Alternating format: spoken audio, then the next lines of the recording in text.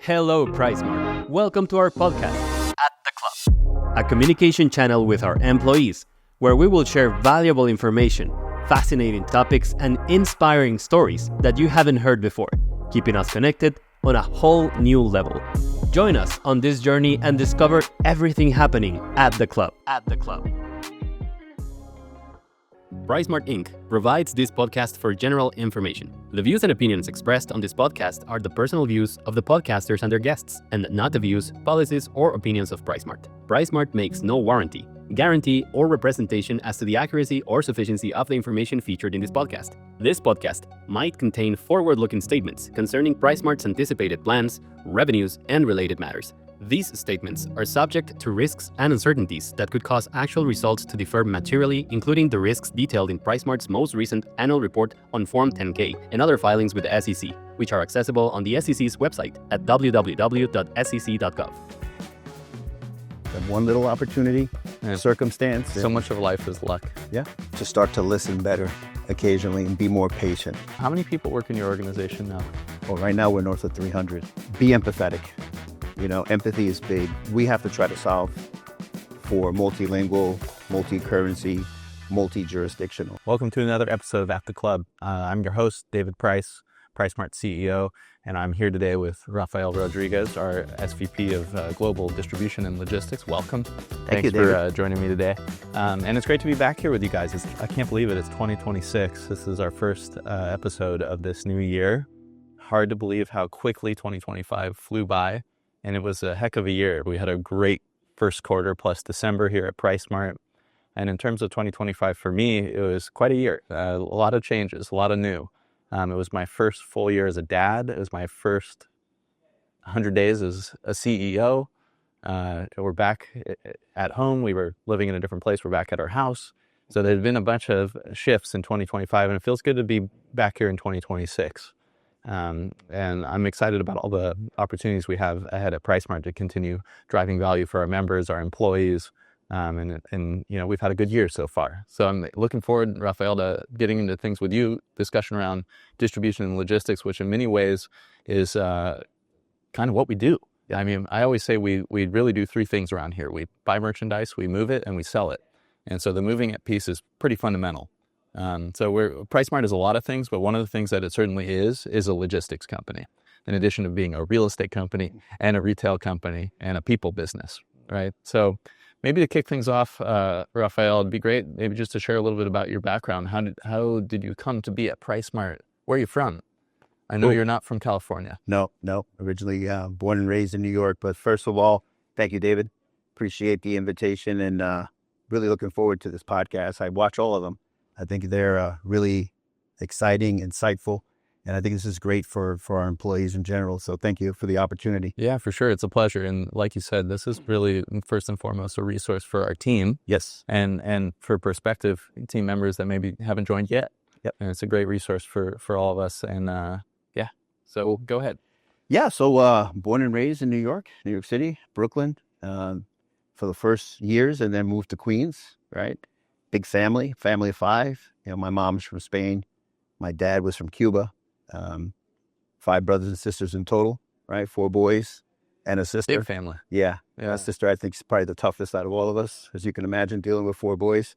Oh, yeah. But, my upbringing. I can't imagine. Yeah. Actually, to be honest.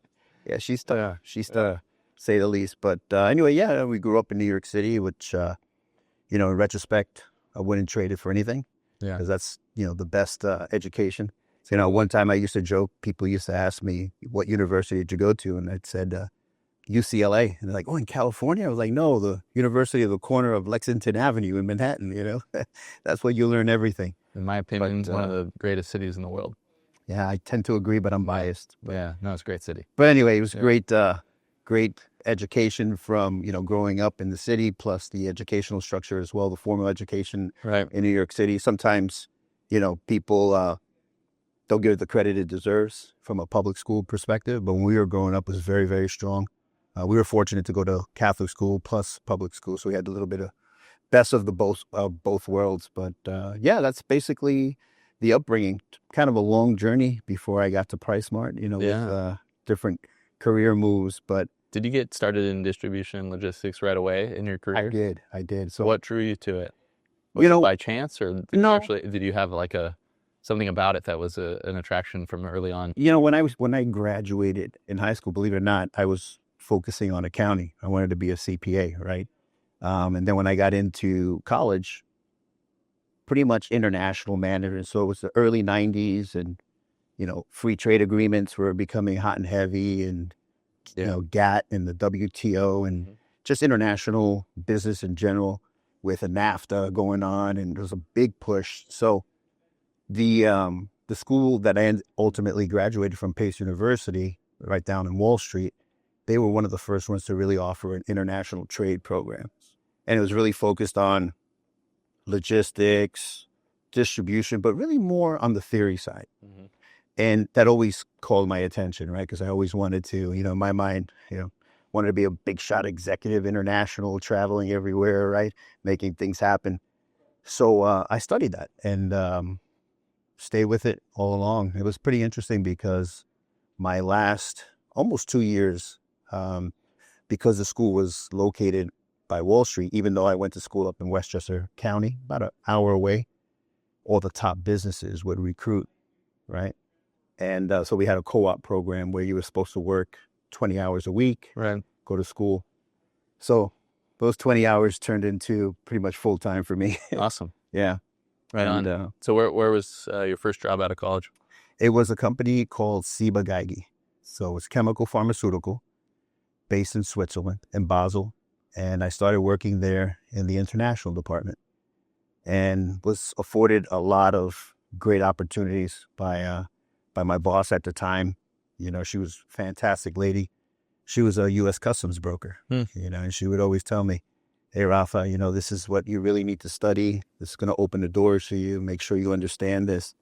And it was great because that was really, it was experiential learning, really, right? Because everything what I was learning in school was more about the theory and, you know, the WTO, GATT, tariffs. And here was real world experience about how to move, you know, our chemicals across borders and labeling and regulatory requirements. Well, they say the best lesson is to just take the test. Yeah. So that's experiential learning. Yeah.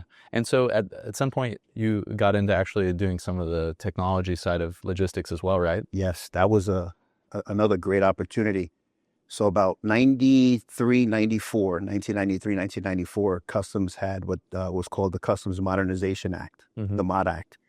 And basically they were telling the import community, hey, we're going to facilitate trade. You guys have to have focus on compliance, informed compliance, and run your compliance programs, and we're going to be partnering. So at the time, similar to what, you know, our AS400, everything was AS400 back then. And we saw an opportunity to really take advantage of Windows technology. It was pretty new still. And we hired a very small boutique shop, programmers. And I used to call them the Mad Russians because they were Russian. And it was 4 guys, really, really bright, several degrees in mathematics and technology. Long story short, I partnered with them, and we developed the first Windows-based customs clearance system. So I started learning a lot about technology with them. You know, at the time, you know, it was Visual Basic, coding in Visual Basic. SQL Server was coming around, you know, SQL statements. It was pretty much around the time that relational databases were invented. Correct. And they started really taking that next step. Decision support systems, online analytical processing. And it was funny because I got to admit, I hated technology, believe it or not. Really hated technology. I think I resisted having a computer when I was in college. I still had a word processor.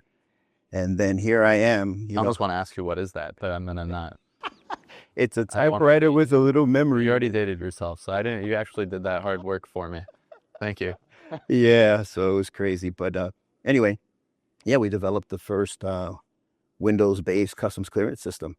So because of that, that led me pretty much at that time. That's when the .com started happening, right? So I was with Ciba Geigy about 7-8 years. And it was a great school for me. I mean, I learned it was an excellent experience. It was, and they were great to me. They allowed me to travel. They sent me to a lot of different markets. That's how I got tied to Latin America. That's a funny story. One day we had a plant in Puebla, Mexico. Ciba-Geigy was big in Puebla. And I was responsible for all the hazmat labels that we were putting on the chemicals. Right. So something had happened where we delivered the wrong labels. So I was asked to call the plant. And again, this was, early 90s. And believe it or not, corporate was probably 400 or 500 people in Westchester County, New York. And maybe 2 or 3 of us only spoke Spanish. So I had taken the call, and I'm speaking with the engineer. I still remember his name, great guy. And then all of a sudden, I felt someone kick the back of my chair. And you got to remember, I was younger. I was still an athlete, New York City kid. So I was ready to, go whenever I had to, kind of deal. So I turned around with an attitude, and it was the president of the division. And he's like, "Hey, man, you got to speak, you got to speak English." And I said, "Yeah, I know, but I'm trying to solve a problem for you in Spanish." He was joking around, different world back then. Anyway, long story short, after that, I get a call from his administrative assistant. And I go up to his office, and I'm like, "Oh boy, here I am trying to start my career. I gave this guy somewhat of an attitude. I'm probably done. Not a good way to start." But anyway, long story short, he had asked me, he goes, "Hey man, how was that experience for you?" And I said, "No, it was great, He said, "Do you speak Spanish often?" I said, "Well, my mom's from Spain. My dad's Cuban. We grew up speaking Spanish in the household." So he said, "Well, I need help in Latin America. You interested?" That was it. Just like that. That one little opportunity, circumstance. So much of life is luck. Yeah. Or making luck happen. Making luck happen, right? Yeah.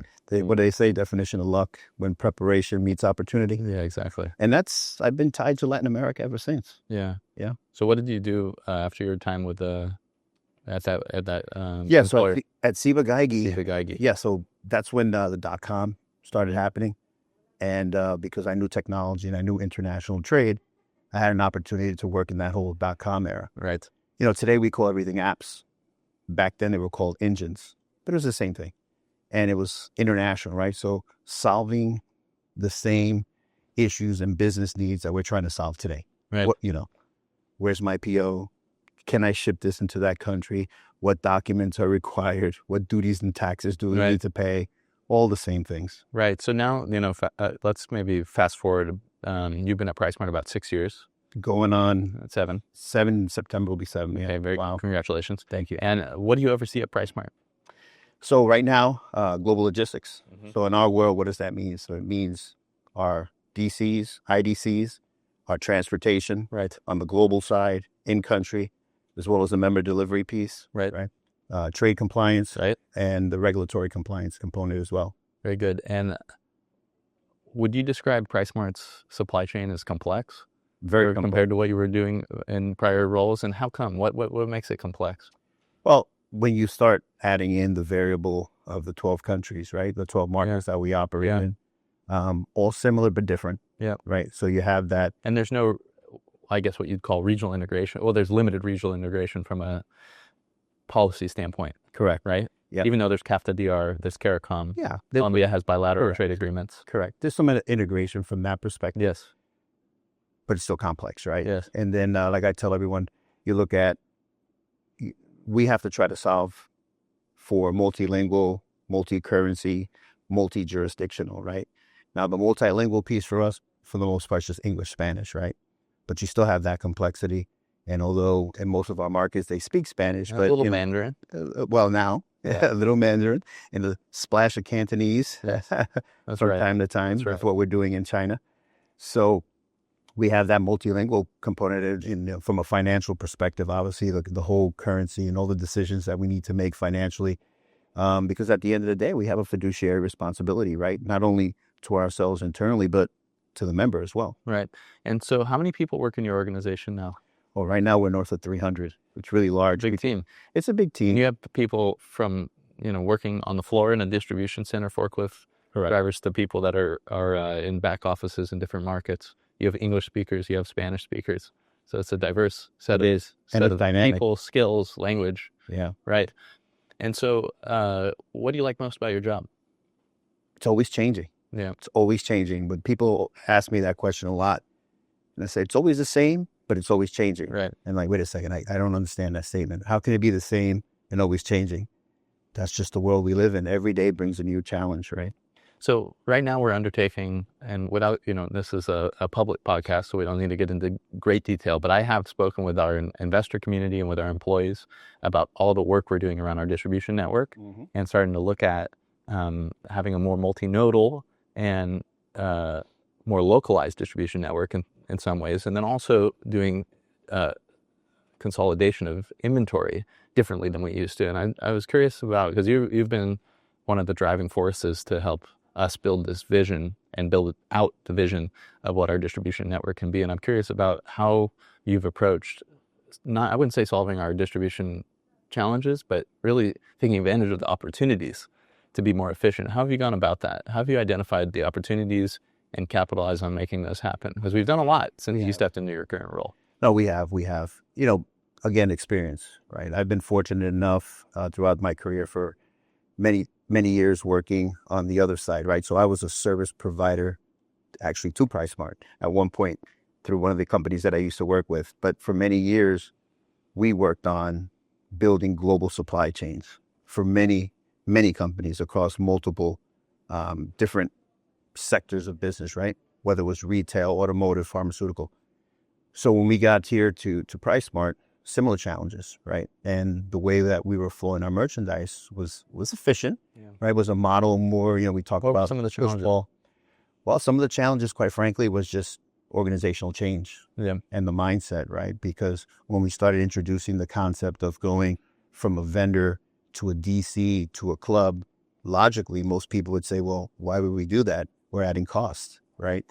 Which made sense logically when you think about it that way. But when we started, peeling that onion back and taking it from a net landed cost perspective to total cost of ownership and the efficiencies and the gains, that was a really big challenge. But, credit to the organization. Our leaders, yourself and John and others, were very willing and, they were open to the change and pretty much going through our process and proving the business case. But to be honest, the nuts and bolts of it was pretty straightforward, only because we've had a lot of experience, and me personally, doing this for other organizations, right? And then plugging and playing with our personnel that we have and the strong team that we've built, right? To also different levels of experience, but have had exposure throughout the years.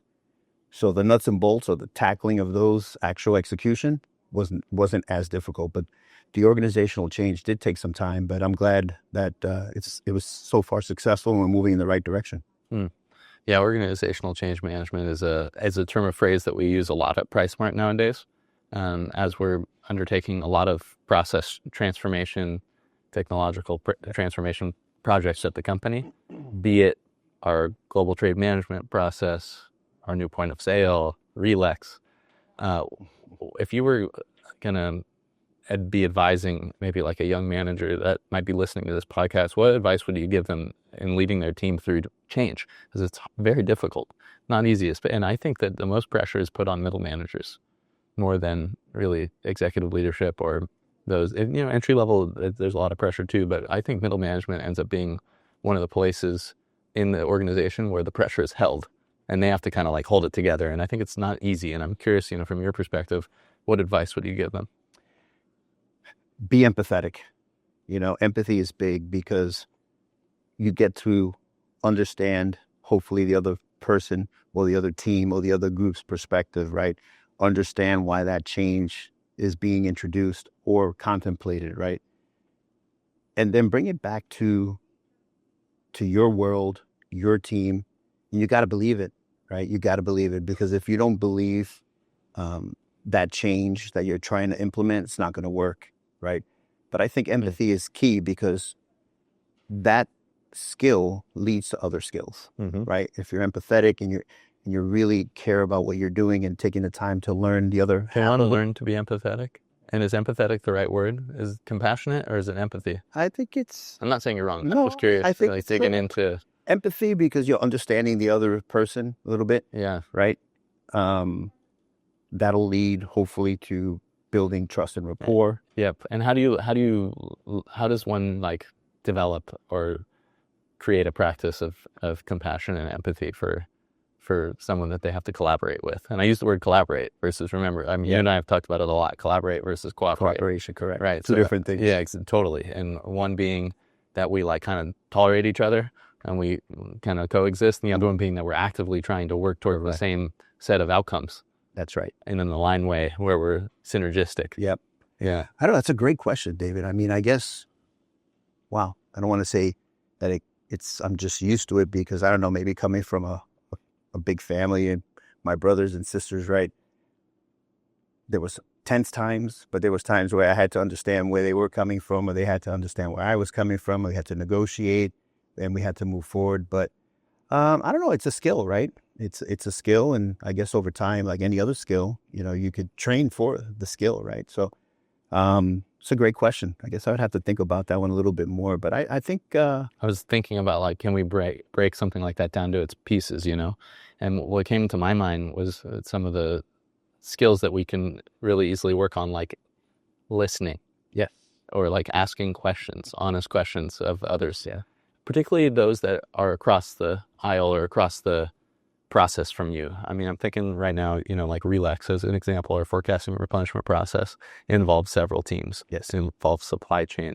It involves operations. It involves buying. And we all have to work together, right? Yep. So I think what I always say, you've heard me say it many times to our team, retail is a team sport. So how do teams work best? Yep. Right? Communication, trust. Yeah. Yeah, exactly. That's why I think, when I was, not to harp on the empathy piece, but that's why I was saying it drives the other skills, like you mentioned, to listen, right? You build that trust and rapport. When you build that trust and rapport and people understand their role and they start working together, that usually starts driving productivity and efficiency. So it's a snowball event, really, if it's all timed and managed properly, but easier said than done, right? For sure. It is. But I think, tone at the top matters a whole lot in terms of if you're sitting at the top of an organization, be it, PriceSmart Global Distribution Logistics team, or just maybe the compliance team within global logistics, you have to set the example of what great teamwork looks like. As it's awfully important at a company like PriceSmart. Sure. Yeah. You talk about that a lot, right? The integrity piece, but yes. I couldn't agree with you more. Again, big sports guy, and I always say the speed of the team is the speed of the coach. If the coach, he or she, is on the bench just barking orders, right? Yeah. You're probably not going to get the result you're looking for. But if that coach, he or she, is on that playing field, showing, teaching, actively participating, the results will probably be different. So maybe sticking with this topic I love talking about leadership, and because I believe there are many skills within leadership that are teachable and therefore learnable. Some people come out maybe with some better building blocks than others, but I think it's something that you can learn.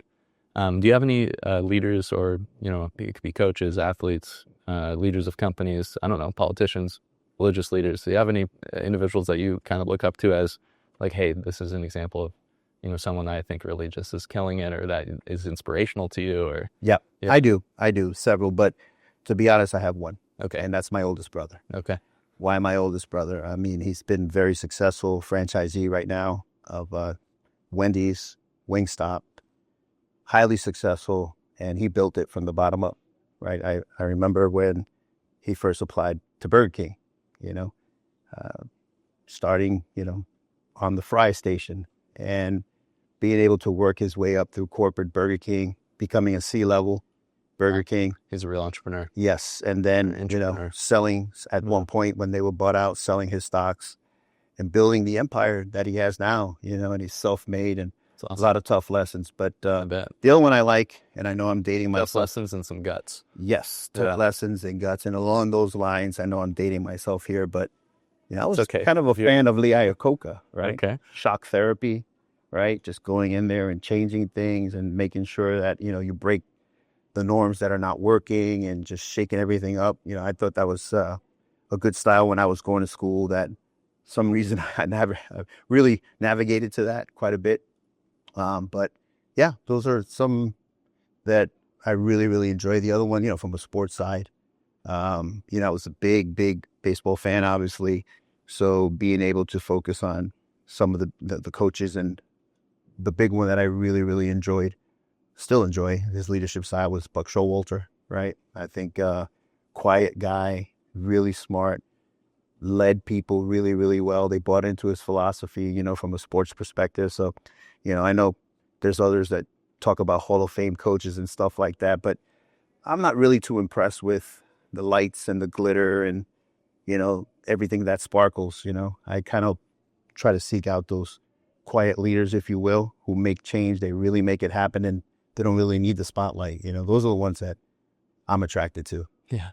I forget who said it, but it's like sometimes the quality of the leadership is like inversely related to the amount of spotlight and, headlines that a person's getting, right? Because it's like, that takes time too. So, maybe it can be done in different chapters, but I think like, I agree with you though. Sometimes it's like the quiet, strong types that are making the real big impacts. Yeah. Kind of maybe switching gears, one of the things you've done in the last 12 to 18 months is build out our consolidation function in China. And I think it's something that you maybe have done before in a different world, in a different context. But I'm curious to know, how was that experience this time around, building out new capabilities for us in China? Now we're consolidating in several different ports in the country, and it's bringing really great savings to our members and yielding better efficiencies for us from travel time. I talked about it on several earnings calls, but I'm curious from your perspective, how was that process of building out a new capability in China now in today's world versus when you maybe approached this with a different company at a different time? Different from the perspective of that, right? I was a service provider. I was being paid at that time to really design these supply chains and based on specific goals, right? So different from that perspective, but similar from our side, because now I'm doing it for PriceSmart. And not much has changed, right? And how that logistics was created. But for us here, very, very important. It's really cool because we've been able to work with a lot of our team members internally. And we always made sure, and what we try to communicate to the organization, that this is not a logistics or a global supply chain thing. This is an initiative that's transformational for the company, ties into our long-term business goals, right? We have, folks from obviously our buying team have been involved, finance, legal, obviously logistics, right? IT has been a big, big component of this whole process. So the difference here is we have to work with all these groups internally, right, to make this happen. Before, I had a goal, was just focus on the supply chain piece.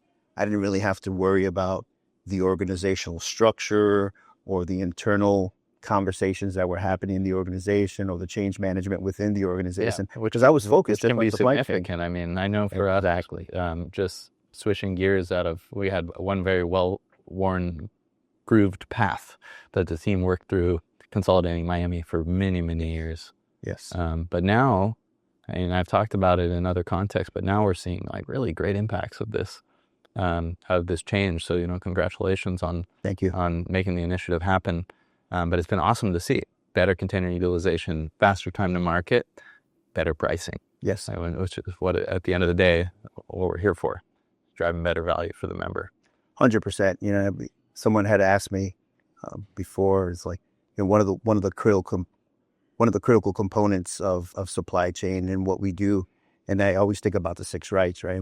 From a global supply chain logistics perspective, 6 rights are all over them, right? That's right. But the Correct. price, as you just mentioned, that price aspect is critical because the planning that we do, the execution that needs to happen, and those efficiencies that we drive should manifest themselves through that better pricing and better value to the member, right? Yeah. Which ultimately will drive that membership. So that one is one that we're building a better moat. Yes. Yeah. Exactly.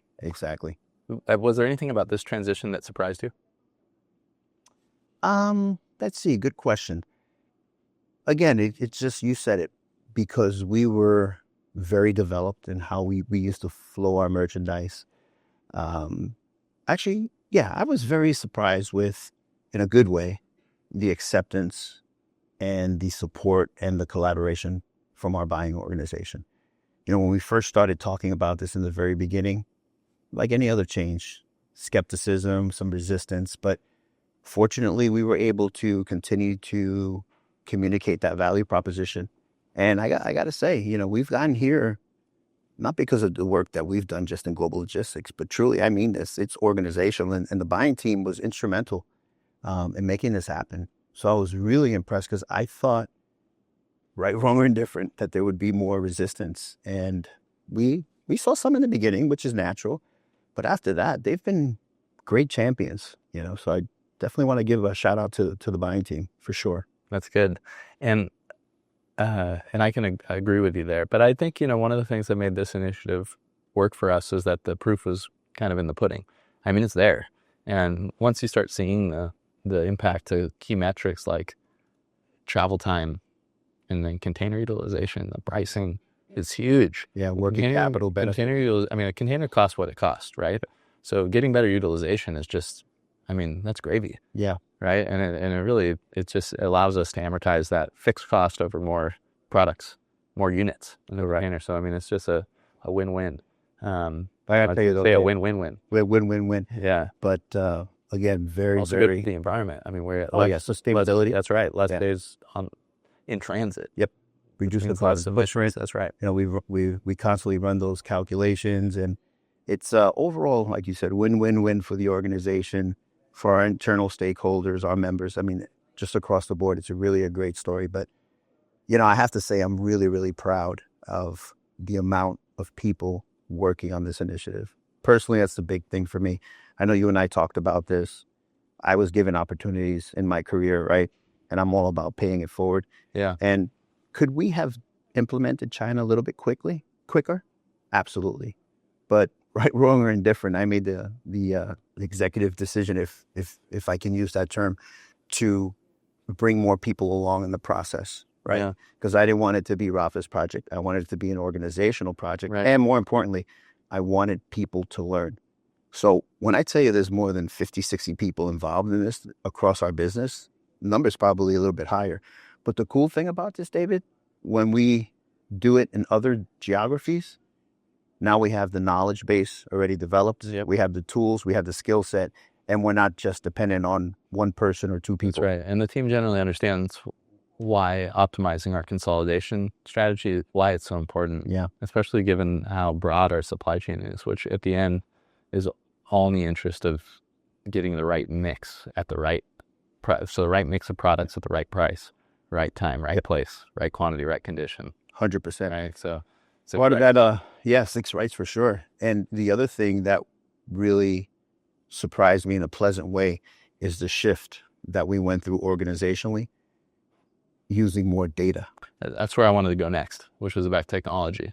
And maybe you're already getting there, but can you tell me a little bit about how technology transition kind of accompanied this change? Because one of the things, and we won't get into great detail in terms of specific providers and so on, but one of the things I know that you've kind of championed is increasing the level of visibility to key aspects of our supply chain. Correct. For varying departments. Not just buying, but compliance, logistics, distribution, operations. So tell me a little bit about, what role technology has played in our supply chain transformation.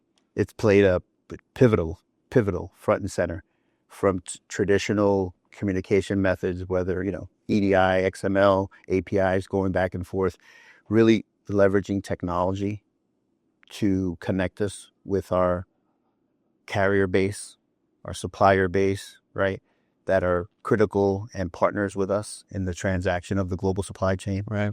So driving those initiatives, technology has been really, really big. Things that we've done in the past, but for whatever reasons, kind of just walked away and stuck to the traditional process. But now they're front and center, right? Being able to use technology, particularly around more and more predictive analytics, right? Machine learning. The predictive analytics piece for us is really big. Yeah, why? Well, because understanding when our merchandise is on the water somewhere, right? And if it's on the Pacific, it's a typhoon, right? If it's in the Atlantic, it's a hurricane. You get the point. And the vessel's going to be 5 days later than the anticipated ETA, right? Being able to use that GPS positioning, right, to automatically send those updates on when our merchandise is going to land. Will help us if we're planning promotions, right? And we have a particular promotion. Now we have better predictive analytics to let us know what's the margin of error for us or the confidence index that we're going to be able to deliver those Given how items. much of our merchandise mix is driven by programs. Correct. Right, where we're aligning with a promotional period, plus maybe something seasonal. So we have, of course, everyday products that, you go to a PriceSmart, you're going to see baby wipes and diapers, tissue paper, ground beef. You're going to see a lot of things every day. But we have a lot of things on rotation, which is what makes the mix fun for the member. And these things need to arrive on time. Yep. Ideally. Yeah. And using Or if the they don't, we need to know. Correct. Yeah. And using the technology now for those replenishment items, right? Yeah. Where we're not, well, of course, we don't have to. Big role of Relax. Correct. Yeah. Correct. And bringing that, something that we're really working on now eventually is, connecting Relax with the supply chain upstream to drive those better decisions, right? It's exciting. Definitely just starting, making a lot of progress, but like everything else in this day and age, the technology piece is front and center. It might be one of the most complex parts of our business, I would say. Yeah. Do you see artificial intelligence or generative AI playing a role? Absolutely. What role? So when you start talking about AI, right, it's all about the buzzwords, the digital twins, and whether it's agentic or the point is here, being able to me, this is the key. Plan the disruption before it happens, not just respond to it, right? And disruptions in our world, in our supply chain, climate plays a big role, right? For sure. We've seen that. Geopolitical, I was going to say. We're living those. Well, our goods have to oftentimes cross multiple borders. Correct. Multiple borders.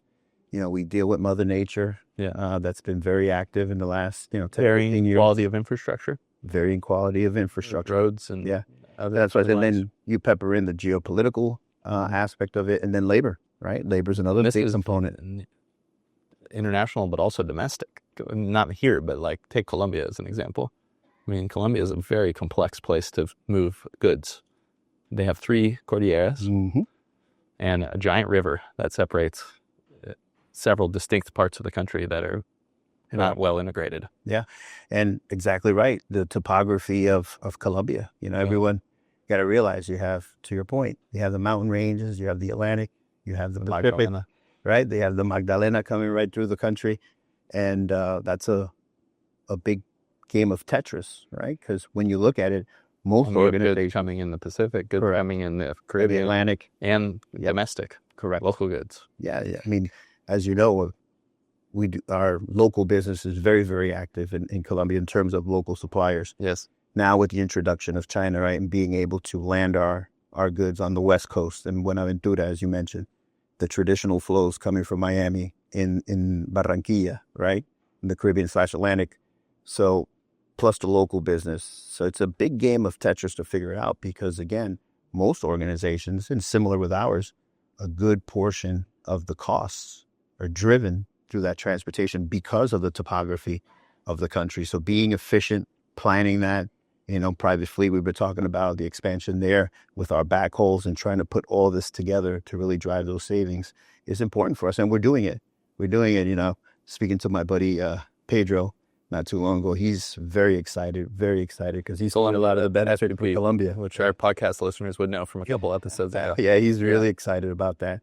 So I'm glad that, we're working together as a team to really drive these benefits for our members at the end of the day, right? Yeah. No, I mean, I forget who said it, but it's like, I always think about our business. Like if we're not pushing ourselves forward, we're slipping backwards, right? So our job is to never be satisfied at how well we're doing. It's never enough, right? So we always are trying to improve. So in terms of Gen AI, you see application throughout the supply chain? I do. Yeah, I do. But it's a question of what makes sense and when. Everything is timing. Yeah, for sure. Sometimes, depends on your perspective, it's really good to be an early adopter. Yep. Right? Sometimes not. Do you see robotics as an area that I do of interest for gamification? I like to refer to it. So within our distribution centers, I think there's opportunities for sure to use mechanization / you mentioned it, robotics, automation. There's initiatives that we're studying now, but I think there's a we don't big opportunity there's a big opportunity of course, but there's a big opportunity for us to really leverage it and continue to leverage to continue to drive the efficiencies. Yeah. One thing that's really interesting, looking outside of our industry, but I know in fashion, for example, you've spent time in Brazil. I spent time in Brazil with family there. But there's at least one retailer, if not several, that are using RFID now at the checkout, and they're also using it in their supply chain. I know Costco's using RFID throughout their supply chain, and the cost of the tags now is going way down. So to put radio frequency ID within the supply chain, that eliminates hand scanning, eliminates all sorts of process that is just after, thousands of repetitions, just inefficient. Correct. Right. So that's one that, for me, I'm excited to continue to see how that will evolve in the context of cross-docking or more of what we do. But there's a lot of applications. Yeah, 100%. And that's not, it's not Gen AI, but it's a technology that's been around a long time. It's just a matter of, like you said, timing, balancing with cost, and then application. Yeah. The cool thing is, we're having those conversations, as I look at, with our operational team, right? And working with ops and looking at those possibilities, again, to drive those efficiencies when we receive our items, continue to use the RFID technology. Like you said, it's not new, it's old, but integrating in a smart way for us and driving those efficiencies. So when we land the items and potentially goes right to the sales floor, right? And we can sell them. Right. The investments that we're making now in our new POS platform to drive better analytics that will drive better planning for us, right? So it all comes together. Yeah. But technology is going to be in the forefront. Okay. We got to continue to be smart and surgical on how we're doing it. Right? Yes. Some investments we've made, we've chosen to do some business process outsource in other areas. But the cool thing is, David, that we have the vision, right? And we're all working together, collaborating, not cooperating, as I said earlier, but collaborating. What are you most proud of over your last 6 years here at the company? 7. The team that we've built. Honestly, I know it sounds cliche, but the team that we've been able to build, it's truly a team.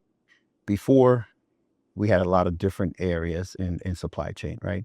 We had the U.S. distribution piece, right? We had the in-country piece, what we used to call DDCs, right? We had the U.S. transportation team. We had the LNTC. You get the point. Every team was really good. It was really good. But to be honest, it was myopic in their own KPI. The execution was phenomenal. But it was, again, focused on their 4 walls, right? So what I'm most proud of is that we've been able to build one cohesive, collaborative team, strong leaders who are really focusing on talent development, not just saying it as a buzzword, right? But they're really committed to it. So that's what I'm really most proud of, that we've built one cohesive team that's paying it forward, right? And we're training and developing the next level of leaders. Really excited. I can't thank them enough. That's great. Yeah. That's what it's all about. And then expanding that to, like, you've broken down those silos within your team. Now we're breaking them down across the company. Especially now with technology, I think technology is changing the nature of work for people, but it's making that much more important and upfront how important it is to have the right people in the right position and have them working in an integrated way. Yeah. Because no longer are you just like passing stuff over the fence, right? It's like we really got to be working in an aligned fashion. And I think more work now, I mean, if you took today versus 50 or 100 years ago, work is probably more collaborative now than it was then, right? Yeah, and a lot of the tools are enabling that, right? That's right. I mean, I remember early on in my career when people started flirting with, working at home and so on and so forth. It was really, really tough, right? Because we didn't have the internet connections that we have today and the speeds and VPNs, and just technology in general wasn't an enabler like it is now, right? And technology today is so integrated, right, that you need everyone to work together because every component is critical in that process, right? So you got to make sure that everyone is feeding the data the right way for the systems to be able to perform and to get the results that we expect. Right. So kind of looking now beyond where we are today, is there something, what's next on the horizon in terms of global logistics for you, in terms of, is there something you're looking at out in what's happening in the industry that you're kind of excited about or that you're looking at as a disruption? Not necessarily, I mean, for us or otherwise. I mean, you're deep in what's happening in logistics in the world. So I'm curious, if there's something out there. Well, there's, we talked about the technology piece quite a bit, but the whole nearshoring component is another big one. Yeah, what is that? Can you maybe define that for our listeners? Sure. Nearshoring is just getting closer to your suppliers and ultimately your markets, right? So from where product is produced and from where it's produced, procured to the final destination. So we spoke quite a bit about China. Yeah. Right. Well, we operate in Latin America, right? So what does that mean? Does it mean, continue to explore opportunities to source similar items, similar quality in the markets that we operate in, whether Central America, South America, or the Caribbean? Yep. Is there opportunities in the U.S., southern states, maybe closer to our markets where infrastructure and logistics is already set up to facilitate that transaction, right? So it's curious. A lot of it, there's a lot of, the world is changing fast. A lot of different fronts. We talked about climate. We talked about labor. Yeah, particularly we talked trade. about trade, geopolitical. So these are some of those disruptions that, how do you stay ahead of it, right? How do you, one thing that has been on my mind, I've been thinking about the new trade agreement between the EU and Mercosur, and how that is going to maybe impact the region in the step, with a non-political comment, but the step back that the U.S. has taken from a more integrated global trade standpoint. We've been, for one reason or another, have kind of taken a step back there, and the EU, China, and others are filling in that space that we've left. How are you thinking about the impact of that new trade? I mean, that's a significant trade agreement now Chile is I think a part of the agreement, but a lesser partner. They're not a full partner. But of course, Paraguay, Uruguay, Argentina, Brazil, and then EU. And so we're not in any Mercosur countries, but now it's becoming this really important trading bloc now with the EU. How are you thinking about how that might impact our region? It's going to be interesting how it plays out. It's been around for a while, right? And Mercosur's been around for a while, but I don't think this EU integration, this is new. This is new. It's going to be interesting. Similar, like years back with Brazil. Definitely potential, right? Because when you look at the market, the level of consumption, right? Significant. The overall. I mean, Brazil alone is over 270 million people. Yeah. So it's going to be interesting how this plays out, just because when you look at the level of education, the rise in employment in a lot of our markets, right? And you start looking at some of these free trade agreements that are going to start flowing merchandise there, it's a game changer. And we've seen it in other markets. And, Brazil, we don't operate in Brazil, but we've seen it in Brazil and what a powerful impact it's had on their economy. So, it's going to be interesting to see how that plays out. Yeah. Still a little skeptical because the whole geopolitical piece of it is something that, we have to pay attention to. We'll see where it goes. Yeah. Well, we have the fortunate position that since from a consumer standpoint, our markets are somewhat fragmented, but there is some integration with maybe 3 distinct blocks, I'd say. But there's quite a few options. There's various options for us in terms of where we can procure. Today, the U.S. remains a very important place for us to procure goods, and that's a great thing. I mean, many of our members look for U.S. product. They love what we bring from both branded and private label. We also procure in Canada, Mexico, throughout the region, and Europe and China. So I think what's nice for the PriceSmart member, we have a global reach in our supply chain. And I think, looking at the EU and Mercosur, hopefully for us, that just makes the playing field that much bigger for us in terms of where we can procure and importantly produce private label products and branded products. So it's going to be very interesting to see what happens. It's going to open up opportunities. I think so for us, because it's kind of it's still somewhat of a global marketplace for PriceSmart. But of course, there's not a one size fits all. Not in PriceSmart markets. No, it's like I keep referring to Tetris, right? Yeah, exactly. That's what it is. Yeah. So maybe moving off business for a moment, kind of turning to family and personal. So you have children, I understand. You get married. Mm-hmm. You have 2 sons? 2 sons and a daughter. And a daughter. Mm-hmm. And any of them athletes? I know you're a sports guy. Yeah. So it's interesting. So My daughter was definitely the academic. Yeah. Yeah, she dabbled in sports growing up. Yeah. Marching band in high school. But my middle son, Christian, and my youngest son, Jonathan, they both play baseball. But Christian has stuck with it, right? Jonathan, Pretty serious, right? yeah, he goes to the University of Florida. Yeah. He's a Gator. He plays baseball for the Gators. So Awesome. we're really excited about that. It was a little tough at first because we were always Miami fans, right? Yeah. But now we're Gator fans. Well, they didn't have a good day yesterday. No, they didn't have a good day yesterday. It was close, but went down to the last play of the game. Yeah, right on. Could have gone either way. Proud of all three of them. Yeah, but Christian's over at the University of Florida. He's played baseball. He's with the Gators going into his third year. He's had a pretty successful career. Played with Team USA, won a gold medal, and so we're really proud of him. So cool. Yeah, that's awesome. Yep. Amazing. And what do you like to do when you're not working? Honestly, I know you would travel a lot. You're on the road a lot, but I really enjoy what we do. We spend a lot of time with the family, David. Yeah, it's what we do.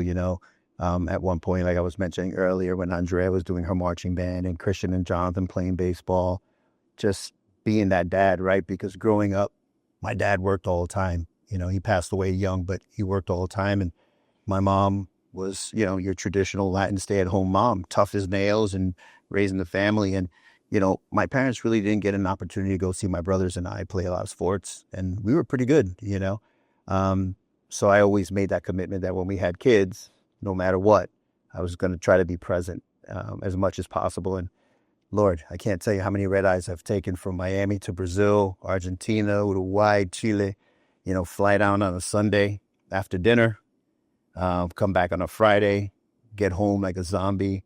My wife had the uniforms laid out. I'm like, okay, babe, where we going now? Man. So that's really dedicating myself to the family. Awesome. Yeah, it's so worth it for us. Oh, yeah, worth it. 100%. Our son's a lot younger, but the red eye on the Sunday, back Friday, this is like for me feels very familiar. Yeah. But you want to soak up every minute, right? And 100%. I think, before we started the conversation, you and I were talking a little bit about mentorship and the role, particularly of dads with sons and dads with daughters, but certainly that role of mentorship for young men is so important. And you want to be there. It sounds like you've really prioritized that in your life, which is really beautiful. Yeah, and it goes by quick, David. We were talking about that. Again, like I said, it was crazy weekends filled of sports and, get home Sunday, have dinner, read a book, go to the airport, rinse and repeat. Jamming. But, life moves quick. So it sure does. You might as well maximize it. Yep. Right? I've been called a maximizer myself, and I think it's better to be a maximizer. At least that's my way. 100%. Somehow, I married a Brazilian and she's very relaxed. So she's a good kind of yin and yang. Exactly. That's awesome. Counterbalance. Yeah. But, so typically when I kind of start to bring us to a close, I close our conversation with the same question for everybody, which you've heard. And it usually is, what is one thing you've learned from a colleague or somebody that you have interacted with in the last 12 months that's made a positive impact on you? What did you learn? To start to listen better occasionally and be more patient, right? For sure. I've learned that, right? Because at times there's so many things going on and you want to accomplish so many things. You can be impulsive, right? And so the patient piece is something that I learned, but believe it or not, the other thing is really to take a deeper dive at the data and really get the trends, right? Because before I would just look at the top side of the trend of the data and be like, oh yeah, I know where this is going. Let's go. But being patient, not so impulsive, and really gleaning the insights the proper way is something that has helped me a ton in the last, I'd say, 7 to 10 years for sure. Yeah, it sounds like you're gaining some wisdom. Yeah, maybe. It's interesting. And the gray hair. Yeah, I think I have more gray hair than you do. It's an interesting thing. I'm just finishing this. Thank you for your answer, by the way. I'm just finishing this book, a classic kind of business book called Good Strategy, Bad Strategy. Have you read it? No. It's a good one. And I'm almost done with it. And the part I'm reading about right now is about TiVo. And it was like a kind of digging into a case study about TiVo. And kind of the punchline of this one section was talking about when you should second guess your gut instinct. because like, Malcolm Gladwell's like, sure, yeah, your first instinct is usually the right one, so on and so forth. But with complexity, with topics that are very variable, complex, with a lot of nuance, sometimes your first instinct isn't right. Correct. Because you don't maybe see the full dynamic.